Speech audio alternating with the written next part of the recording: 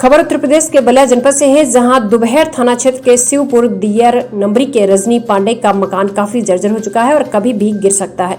वहीं रजनी पांडे ने आरोप लगाया कि कांग्रेस नेता ओम प्रकाश तिवारी अपने दबंगई के बल पर जर्जर मकान को मरम्मत व निर्माण कराने से रोक रहे हैं और मुझे बार बार मारने की धमकी दे रहे हैं, जिसकी शिकायत कई बार पत्र के माध्यम से अधिकारियों से किया, लेकिन कोई सुनवाई नहीं होती है। अधिकारियों के चक्कर लगाते लगाते रो पड़ी। वहीं महिला पीड़ित कहा कि अगर हमारी सुनवाई नहीं हुई तो मैं लखनऊ मुख्यमंत्री आवास पर जाकर आत्महत्या करूंगी, जिसके बाद जिला प्रशासन में हड़कंप मचा हुआ है। बलिया जनपद से उमाकांत विश्वकर्मा की रिपोर्ट। क्या नाम है आपका?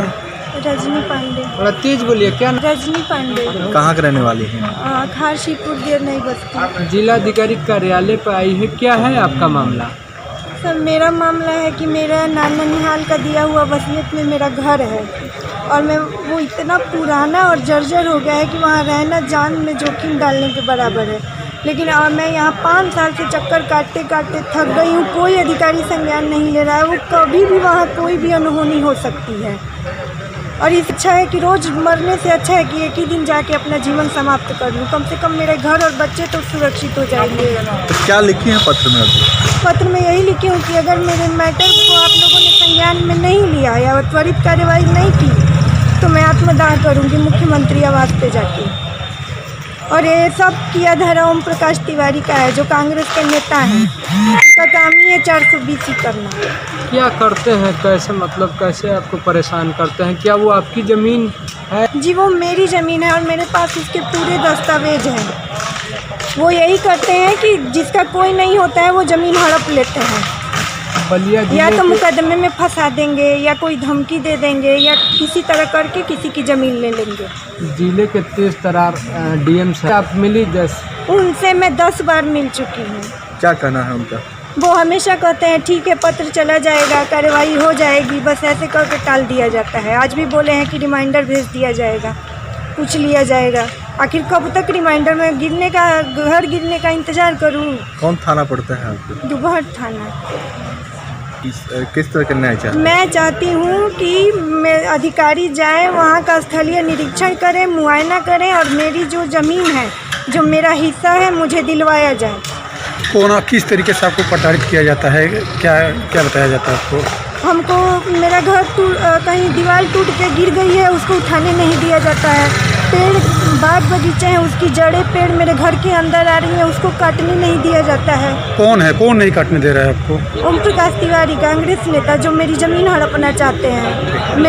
मैं शिक्षिका हूँ बिहार में। वो वहाँ मेरे पीछे पीछे लोगों को भेजते हैं, मुझे धमकी आते हैं कि ज़मीन छोड़ दो, नहीं तो तुम्हारे साथ कुछ भी हो।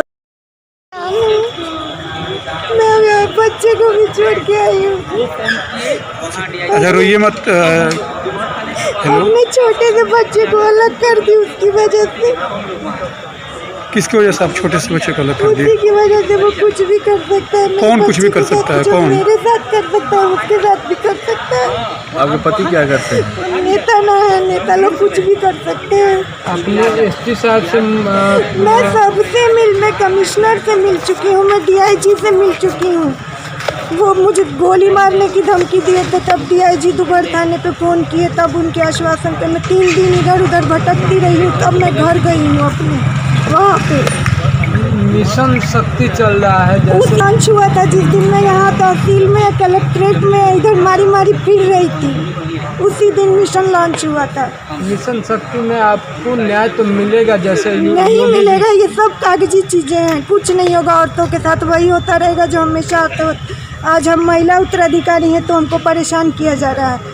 वही पुरुष रहते हैं तो क्यों नहीं परेशान किया जाता है? जब भी कोई महिला किसी संपत्ति की अधिकारी होती है तो उसके साथ ऐसे ही टॉर्चर किया जाता है। आपके हस्बैंड क्या करते हैं? मेरे हस्बैंड अभी बेरोजगार हैं, उसी के चलते। अधिकारियों से आपका भरोसा है? बिल्कुल उठ गया है। जिलाधिकारी, एसपी हाँ, साहब, किसी पे नहीं है मेरा भरोसा। सब लोग कागज लिख पे खाना पूर्ति करते रहते हैं। तो अगर आपकी मांगे नहीं पूरी हुई तो क्या करेंगी आप? हम अब जाएंगे सीधे मुख्यमंत्री के यहाँ, वहाँ 4-5 दिन बैठेंगे। अगर वो नहीं सुनेंगे तो हम वहाँ पे अब आत्मदाह करेंगे। क्या आत्मदाह करना ही आपका अंतिम विकल्प रहेगा? तो अब क्या रहेगा? जब घर गिर जाए, मैं मर जाऊँ या मेरे साथ मेरे परिवार वाले मर जाए तो उससे तो अच्छा है ना। ये भी तो नहीं है कि मेरे पास घर है, मैं कहीं जाऊँ, अब बेचने भी नहीं दिया जाएगा कि मैं बेच के आप चलिए कहीं अपने परिवार को कहीं शिफ्ट भी कर दूँ। मेरे पास कोई ऑप्शन नहीं है, या तो उस घर में दब के मरूँ और नहीं तो घर छोड़ दूँ। तो मैं घर छोड़ के सड़क पे कहाँ रहने जाऊँ।